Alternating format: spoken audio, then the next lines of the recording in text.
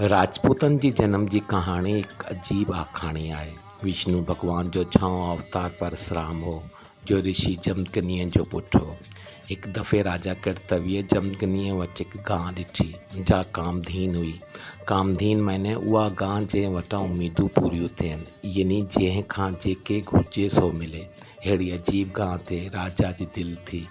हिन जमदग्नीअ खां गांइ घुरी पर हिन न ॾिनसि। तंहिं ते राजा उहा गांइ ज़बरदस्ती काराए हलियो वियो।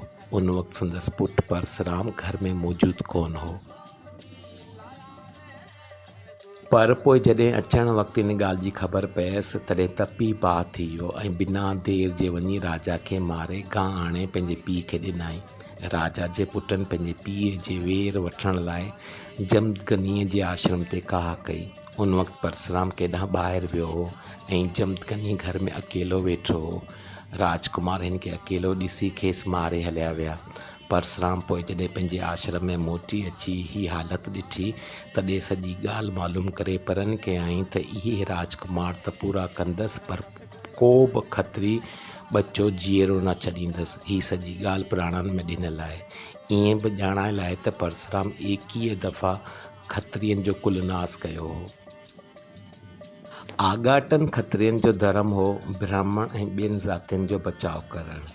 खत्री नास थी विया त ब्राह्मण ऐं ॿियनि जी संभाल केरु करे। उन ते ख़ुदि ब्राह्मण अची कक थिया, छाकाणि जो उन वक़्तु हिंदुस्तान में दाइत, अससर ऐं दानो घणा हुआ। जे आलमनि जे चवण मूजिबि 7 लोकनि मां हुआ। उहे ब्राह्मण खे मञींदा कोन हुआ, पर हिननि खे पाण आज़ारींदा हुआ। खत्री इन्हीअ करे ब्राह्मण जो वॾो बचाव हुआ, पर हाणे त अहिड़ो को खत्री बचो बचियो ई कोन हो जो हिननि दियतनि जी आज़ार खां खेनि बचाए। उन्हीअ वक़्तु केतिरा ई ऋषि ऐं मुनि अबू पहाड़ ते रहंदा हुआ। ब्राह्मण खे तकलीफ़ में ॾिसी वशिष्ठ मुनि अबू जबल ते ऋषियुनि ऐं मुनियुनि सां सलाह कई त हाणे ब्राह्मण जे बचाव लाइ छा कजे।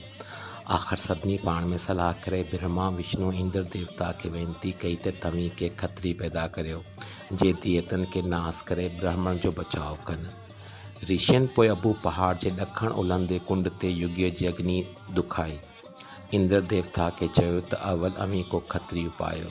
ऋषियुनि जो चवणु मञी इंद्र देवता ढबनि जो हिकु पुतलो ठाहे उन ते अमृत छणकारे पोइ इहो पुतलो अग्नि कुंड में उछलायो ऐं पोइ संजीवनी मंत्र जियाणनि जो मंत्र उचारियाई त ॾिसो किरतार जी कुदरत जो अग्नि मां हिकु अरगैबी मर्द ॿाहिरि निकिरी आयो, जंहिंखे साॼे हथ में गदा हुई।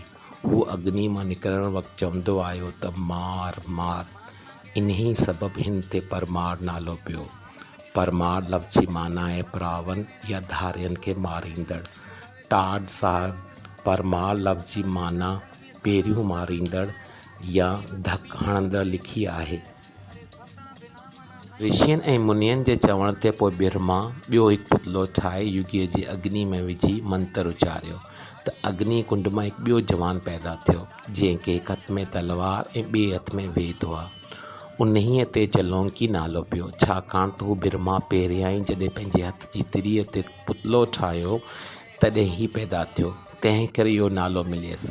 जलौंकी लफ़्ज़ जो उचार पोइ फिरी सोलंकी थियो आहे। शिव भॻवान पोइ अग्नि कुंड मां हिकु कारी शक्ल वारो जवान पैदा कयो। इन्ही जवान खे लड़ाईअ जो फ़न घणो यादि न हो, मगर पहरेदारीअ लाइ पुख़्तो हो, तंहिं करे हिन खे दरबान या पहरेदार मुक़ररु कयाऊं। इन्ही सबबु हिन ते पृथ्वी दीवार नालो पियो। पृथ्वी माने दरवाज़ो हो, गोया पृथ्वी जे दरवाज़े जो निगहबान, तंहिं करे इहो नालो मिलियसि।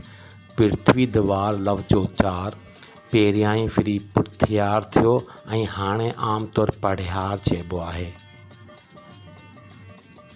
विष्णु भॻवान अग्नि कुंड मां पोइ पाण जहिड़ो हिकु चतुर्भुज चैन भुॼाइनि या ॿहनि वारो महातेजस्वी जवान पैदा कयो, जंहिंजो रंग कृष्ण वर्ण कारो ऐं तमामु बहादुर हो। भरियल तरकुश ॿधल हुअसि ऐं हिकु हथ में धनुष तीर कमान ऐं ॿिए में तलवार हुई। उन ते नालो पियो चतुरंग। संस्कृत में चतुर माने 4 अंग माने बुत, चतुरंग माने चैन बुतनि वारो। हक़ीक़तन बुत चार कोन हुअसि पर बहादुरो चतुरंग लफ़्ज़ो चार पोइ फिरी चौहान थियो। हाकारो राजा पृथ्वीराज चौहान राजपूतनि मां हो। अहिड़ीअ तरह राजपूतनि जी क़ौम देवताउनि जी महिरबानी सां पैदा थी। अबू पहाड़ ते अग्नि कुंड मां पैदा थिया। तंहिं करे इन्हनि खे अग्नि कुल यानी अग्नि बहाज कुटुंब वारो बि चइबो आहे। इहा अग्नि कुंड जंहिं मां राजपूत पैदा थियल चवण में अचनि था, सा अॼु ताईं अबू पहाड़ ते क़ाइमु आहे। इहा राजपूतनि लाइ तीर्थ जो वॾो आस्थान आहे।